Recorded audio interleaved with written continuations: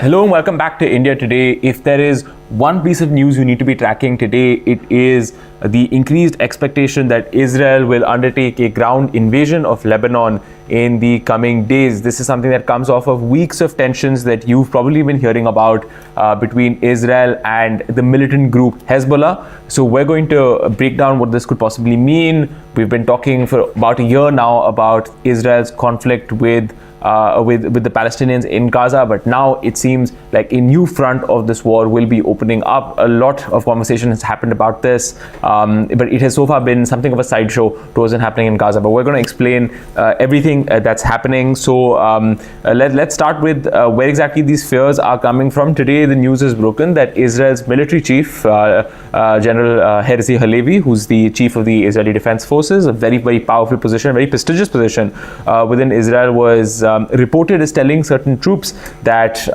they were striking Hezbollah and Hezbollah operatives in Lebanon, and the reason for this was to prepare the ground for the possible entry of Israeli troops into Lebanon. Remember that Lebanon is to the north of Israel. The two countries share a border and have had a very, very difficult history for some time now. So here you have this reported remark coming in from the chief of the Israeli Defense Forces that that there might in fact be an Israeli invasion of Lebanon after really a period over the last couple of weeks where we've seen, or over the last week, where we've seen increased airstrikes by the Israeli forces on Lebanon. So this major statement coming in from the Israeli defense chief. Let's break into what it means, why exactly this is happening, what some of the context is to these tensions. What's happened is that over the last year, while we've been focused on what's happening between Israel and the Palestinians in Gaza, another important part of the equation has been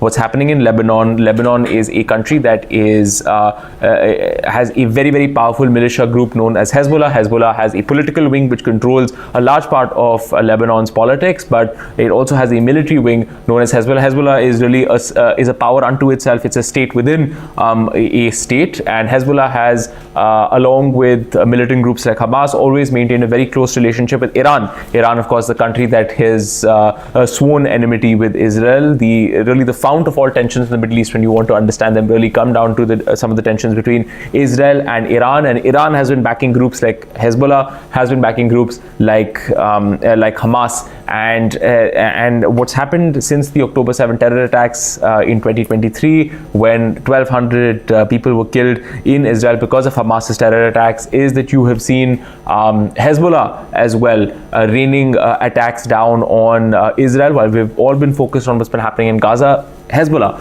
which controls large parts of Lebanese politics and essentially, like I said, is a state unto a state, has also been attacking Israel. It is also an Iranian proxy and has also sworn enmity with Israel. So ever since the October 7th attacks, Hezbollah and its leader Hassan Nasrallah have led attacks on Israel, leading to really a barrage of rocket attacks that began after the October 7th attacks. And what's happened is that on the northern border that Israel has had with Lebanon, these rocket barrages from Hezbollah have tied down lots of Israeli troops, and they have displaced around 60,000 Israelis from their homes. So almost as soon as the Hamas attacks happened, Hezbollah also joined in and began attacks on Israel. These two Hezbollah has also had decades of tensions with Israel. Remember, Israel invaded Lebanon in the 1980s. It's been a very, very difficult relationship. Also a dust up between the two in the 2000s, around 2006. So there's great enmity between these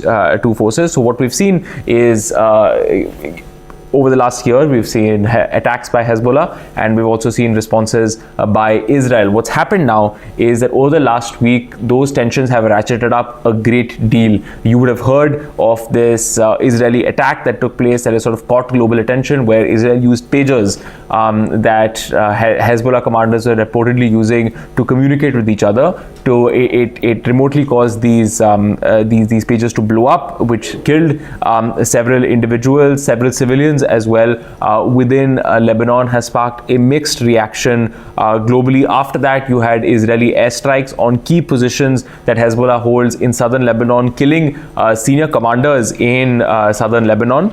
And now you've also had, over just the last week, a series of airstrikes that have killed around 600 people in Lebanon. You had Israel saying that it was just targeting Hezbollah ammunition dumps, taking out around 1,300 military targets, targeting things like drones that Hezbollah would use to fight with the Israelis, as well as other ammunition dumps. But of course, 600 people have been killed in these attacks.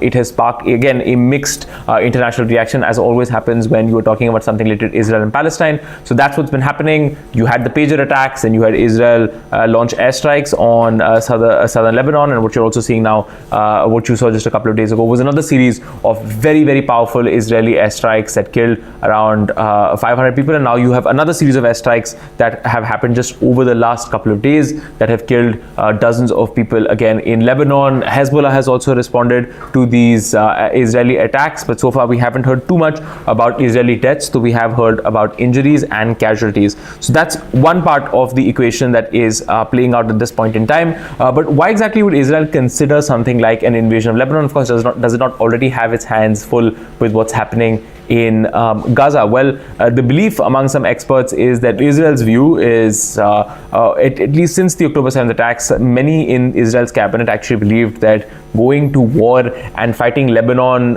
fighting Hezbollah towards Israel's northern border would also be essential in guaranteeing Israel's security. What we're seeing now is really some follow-up on that idea, but Israel's view is essentially that a strong offensive against Hezbollah and its generals and its commanders and its cadres will inflict such a strong cost on the militant group that it will be forced to decide that the price of resistance is simply too high, it cannot be paid, and that they will cease their attacks on Israel. It's also being suggested that after a year of the war in Gaza, that has also sparked a lot of international condemnation of Israel, that Israel's politicians need a good victory. That's at least some of the analysis that is floating out around there about what Israel's motivations are when it comes to what's been happening. But really what you're seeing is, even in Lebanon, around 90,000 people have been displaced.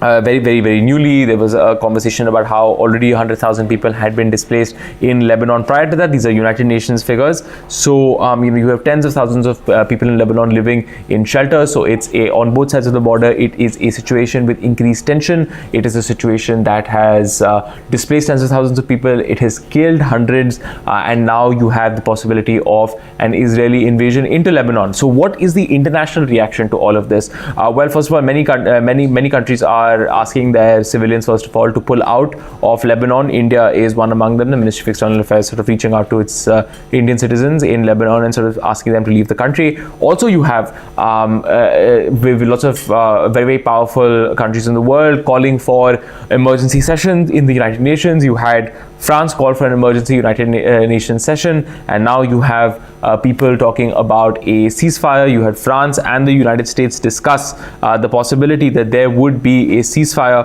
between Israel and Hezbollah to prevent a wider war in the Middle East. And in fact, the idea is for this ceasefire to go on for around 21 days to allow some room for negotiations. France's President Emmanuel Macron also met with President Joe Biden at the United Nations General Assembly meeting in New York, and also batted for a ceasefire. The United Nations Secretary General Antonio Guterres has also called for an immediate ceasefire. But whether you will see anything from Israel or Lebanon on this in terms of a ceasefire remains to be seen. You had Israel's envoy to the United Nations actually make a speech where he said that look, Israel is grateful for efforts to reduce escalation, but the simple fact of the matter is that we will use the means at our disposal to ensure peace.